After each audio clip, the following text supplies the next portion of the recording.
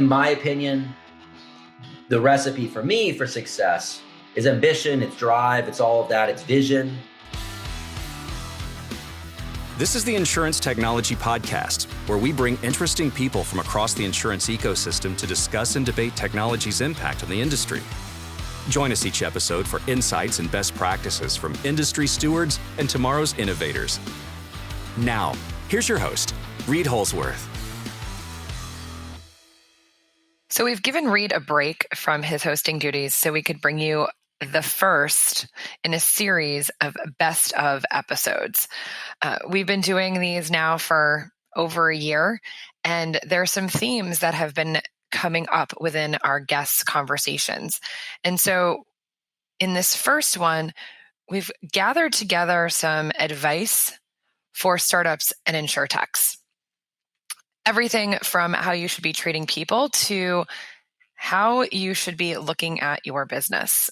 First up, we're going to hear from Kabir to hear what he thinks makes a successful entrepreneur.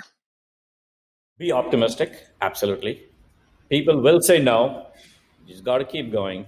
There is no such thing as a rosy road. Absolutely not. Nobody, whether you have enough money or no money, there's no road. Don't solve a niche problem. Look at the complete process of where the problem is and what they're trying to achieve. Otherwise, you'll just be a very tiny piece of it. Look at it holistically and do things where you shoot for the star. Not do, so my personal belief is niche things don't solve problems. They just create more problems, period. That's why when VCs tell me, like, oh, you have to just focus on this small problem, I'm like, no. There's a whole thing, you have to go for it. Yes, it's humongous. Yes, it's, but you've got to put your heart into it. And don't ask a client what they want. Say, what is the problem and solve it. If you ask somebody what they want, if I don't even know that there's something else exists, we are all hampered or have blinkers in our experience, right? Like, for example, I couldn't buy exposure data in 2013. It was very difficult to buy. Now you have it, dime a dozen companies. So I can't say those things. So we have to say, if I have to solve this problem, what do I need? And how can I solve it so it's easier? And have different models. Don't follow where it has to be an ARR of this and MRR of that. Those are all very big words for people who are essentially influencers and advisors. You're an operator. Think for the user. I see a lot of startups get just caught up in shiny objects, and I would agree with exactly everything you just said. Honor your word. Yeah, get shit done. It's hard for people to just do simple stuff.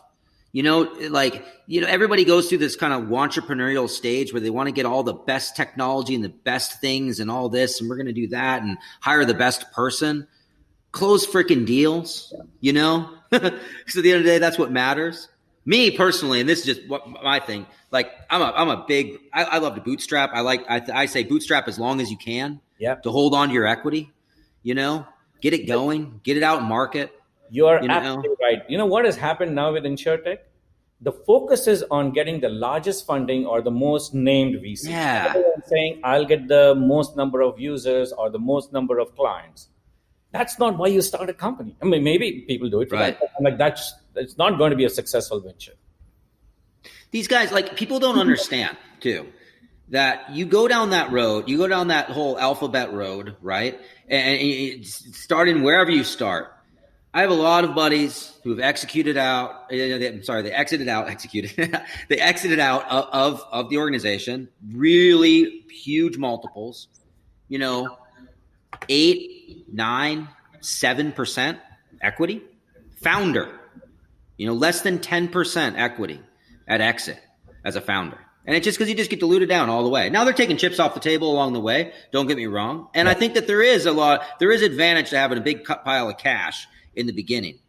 But I don't know, man. I really believe you got to get out there and you got to build something. You got to do something.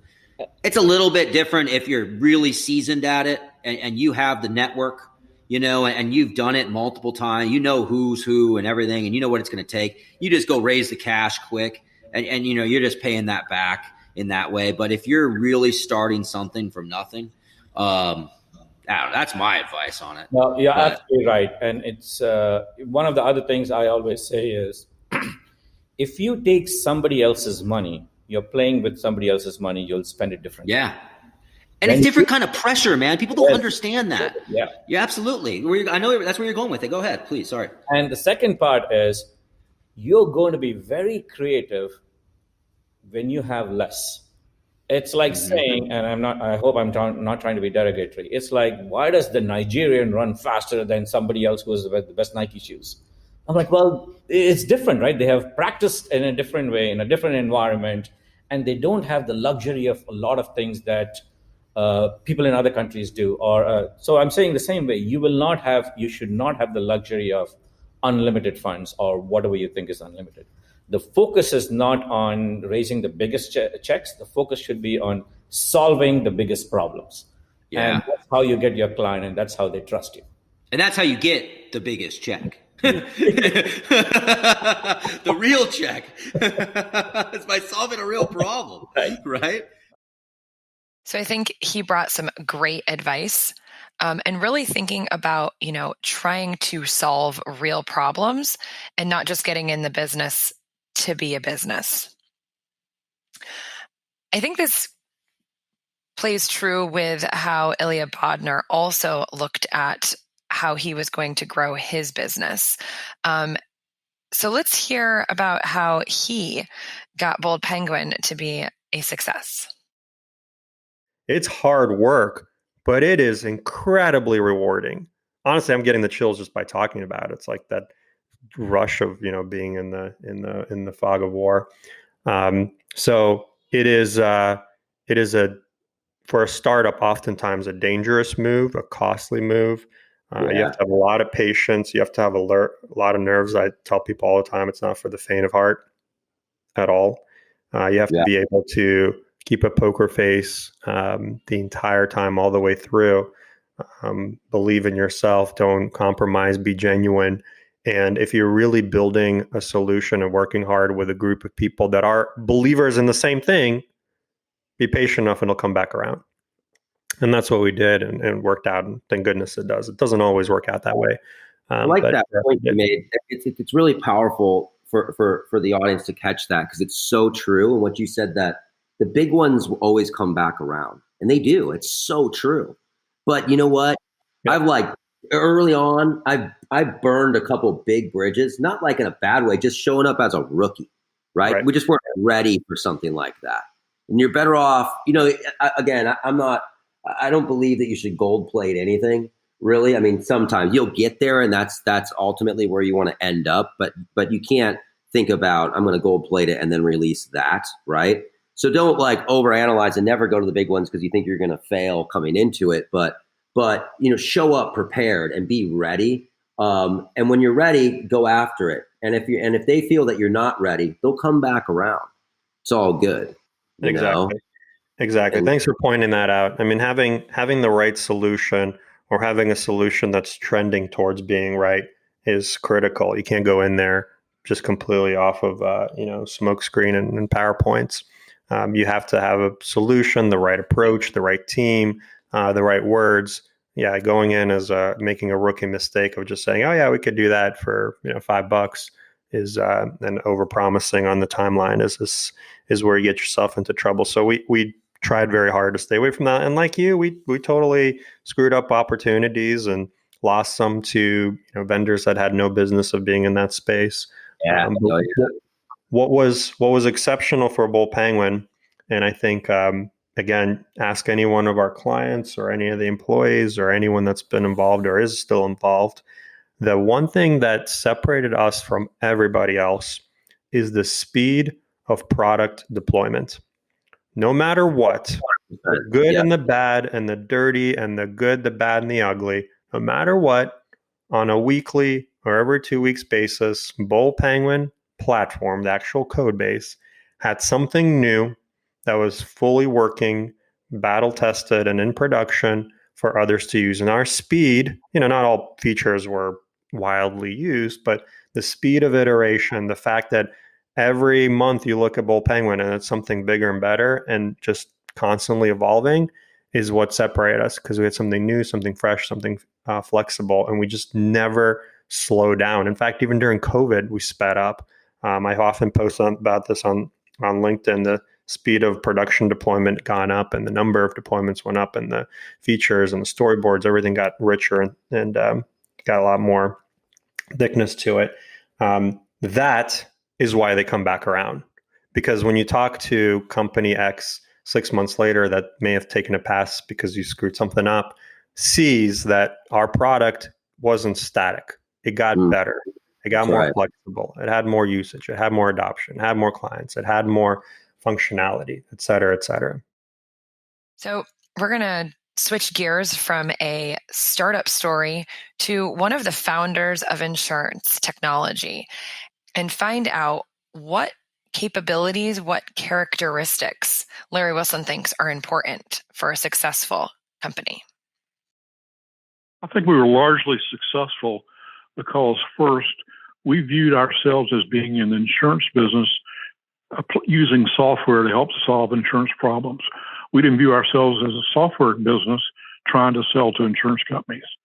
We had lots of our internal education, IAA and CPCU. We had lots of CPCUs, and people that worked with us and for us were understood insurance very well and could talk insurance with anybody at a customer site very intelligently and very thoroughly and knowledgeably. And so our people understood in technology and insurance, not just technology. That was important. Yeah. We also, really focused on the business aspects of technology. How can this improve service? How can this improve risk selection? Know which risk to write at what price. Know how much to pay for a claim.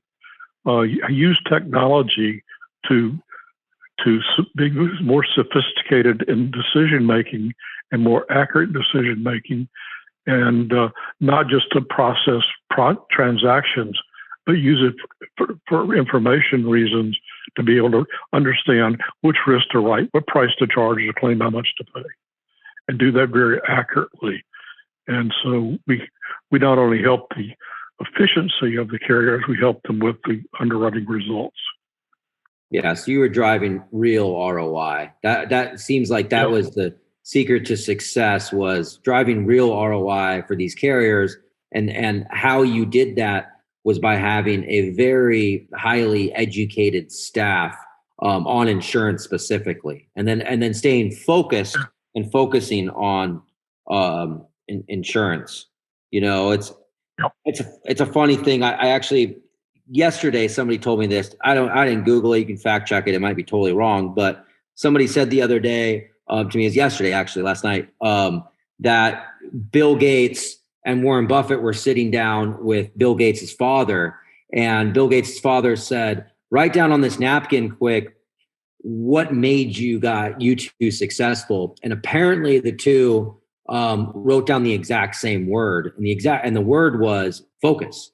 And it is. If you think about that, you guys were focused 100% on insurance technology, carriers specifically. So, once you sold off AMS, but really solving their problems. Now, I'm curious though, the education, because I've tried doing some of that in my former company. We're doing that now in the current business that I run, but probably not as well as you did. How was that, setting that up? I mean, it seems like it's a heavy lift, and let's be real about it. Insurance isn't the most fun subject to learn about, right? So just training the masses on insurance had to be a big challenge in and of itself, and especially to get people. I think our education department was a key part of it. Our R&D group was very good and our education department was very good. So we had courses in every aspect of technology applied to insurance. And so our customers would come to that, and they would learn a lot, not only about the systems, but how to productively use the systems to give better service, make better decisions on which risk to write, what price to charge, those kinds of things that they weren't getting anywhere else. And so it became a big part of our value proposition was our whole education and training department, which was probably 100 people involved in education full time. So I think it's really interesting how Larry looks at bringing ROI to his customers, and that it's not just about having customers who are going to continue to pay for the software that they bought, but that you need to continuously improve that software to really create those advocates and continue to have those renewals and maintain retention. So next, we're going to jump to someone who actually is part of the Ivans team now, but Alan Egbert has some advice for startups as well. But I just remember it was just this back, we were just looking at each other and I was looking at him like he had 6 heads, and he was looking at me like I had 6 heads. Like we were totally not on the page, but that was for us. Getting key customers to be invested in your survival because they love your stuff and you're bringing them value. That is, I don't like giving advice to startups because you got to sort of figure it out on your own and what works for you. But that may be the only thing I'd ever say. It's like, get a customer who is just absolutely invested in your survival because they are using your stuff and it is meaningful and they love it and you're bringing them value that the bar in insurance is so low. Like all you got to do is deliver what you say you're going to do. And you're like an A+ category. You really are. I think it's kind of interesting that he says the bar is low, but we do want to go for that A+. And as we know, Alan and Mike had created an A+ within Ask Kodiak. This next clip is Doug Roller, and he has some great advice for startups and how they should be thinking about a really successful career. Well, I think that the thing that we learned, and I think that our team modeled, was that the customer comes before the technology. And you learn that so many different ways as just one example was we had so many customers telling that we needed to be not a rating platform, but a policy system that, when we were dragged kicking and screaming into it, but the difference in what it did to the company would literally made the company fly, whereas I think it would have crashed otherwise at some point. But it was listening to customers. It was also listening to people that weren't customers, like David Rowe, who kept telling me that'll never work unless you add policy to it. So don't take your product where you want it to be.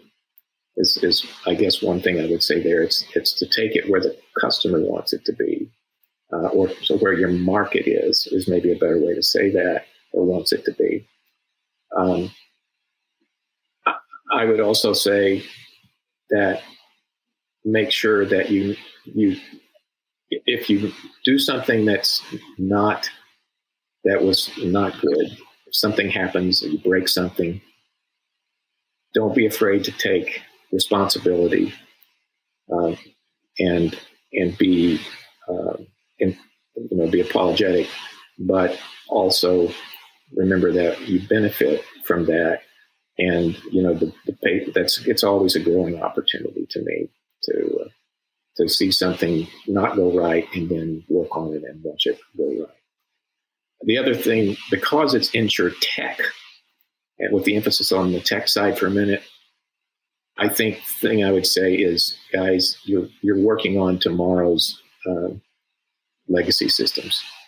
It's not going to. So you need to bear that in mind and think not just about what you're building for today, but make sure it's going to last. and that it'll be that there'll be something to help leverage you on into the next product that you build, or that someone who comes after you will build, and think about them as well as yourself as you're doing it. In this last segment, we're going to go to one of our more recent episodes where Will Shaw talks about what he thinks makes a successful CEO. I would say I saw something earlier today, and I think this is true. You ask a mediocre CEO what makes them successful, and they'll tell you about the strategy. They'll tell you about their execution. They'll tell you about their team. You ask a brilliant CEO or somebody that really knows what's going on, you ask them what made them successful, and they'll tell you that they never quit. And I think that's the reality in life, and I don't think startups are any different.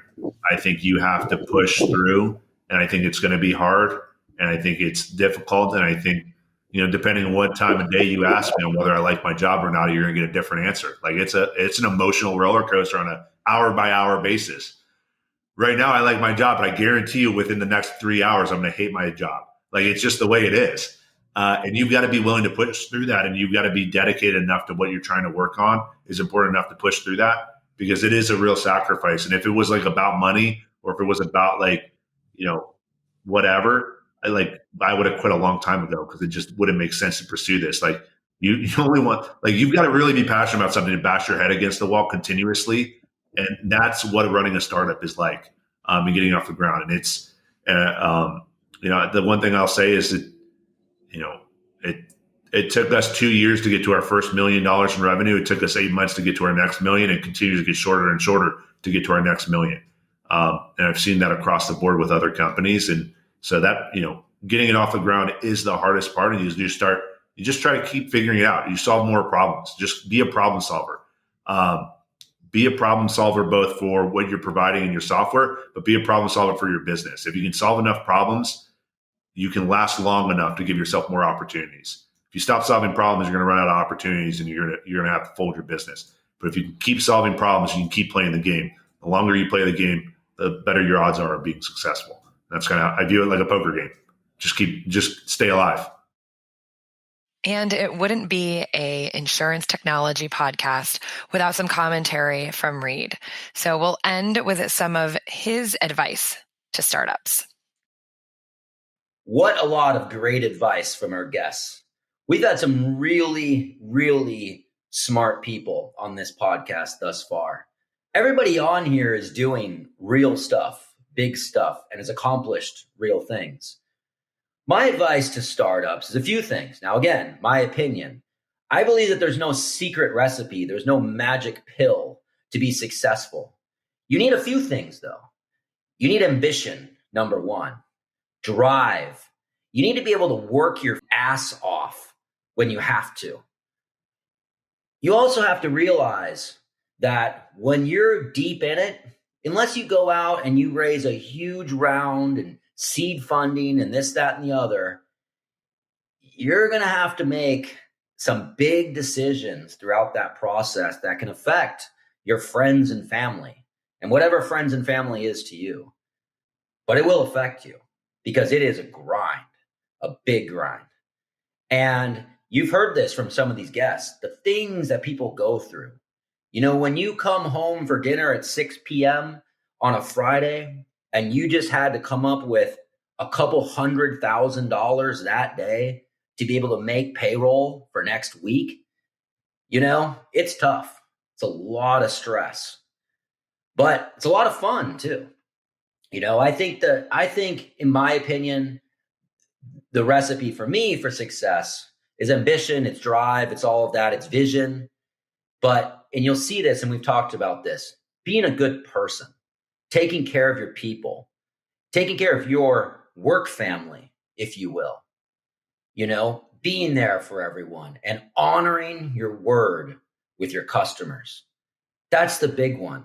Somebody told me this a long time ago. It's not about, having the best gold-plated thing that comes out. Things are going to break, even if it's gold-plated. You guys use all kinds of technology in your daily life and name a big logo, right? And you're like, I can't believe that broke. Things happen. The difference is how people handle it when there's a problem. right? And how you communicate. You've heard it in some of our guests in the past. They're still upset about letting customers down many, many, many, many years later and apologizing for it. You know, that's real. That's success. And then this is for me, and a lot of people won't agree with this. Bootstrap as long as you possibly can. As long as you can. But be smart about it. Don't be dumb about it. Don't be penny smart and dollar dumb. But bootstrap. As you continue to bootstrap, you maintain ownership of the entity. What does that equal? That equals a bigger exit, more equity. And I hate even saying this, but even more control, right? It's your baby in that way. I know so many people that have had these huge exits, big, giant, hundreds of millions of dollars exits, and they have a tiny, tiny, tiny percentage of the organization, right?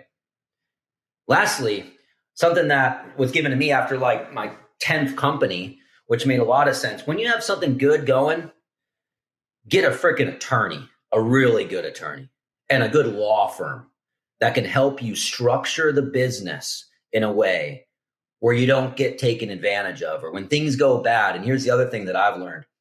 Everybody's friends. Everybody's so good when things are bad. But as soon as things get really good, and the money starts really flowing, that's when things will change, right? And you need to be protected. You need to be upfront. You need to have these agreements, but don't overanalyze it in the beginning.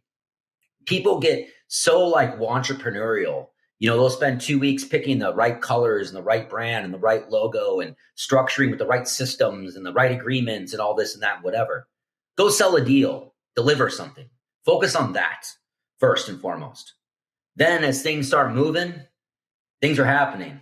That's when you really professionalize the business. Again, all my opinion, but that's my advice.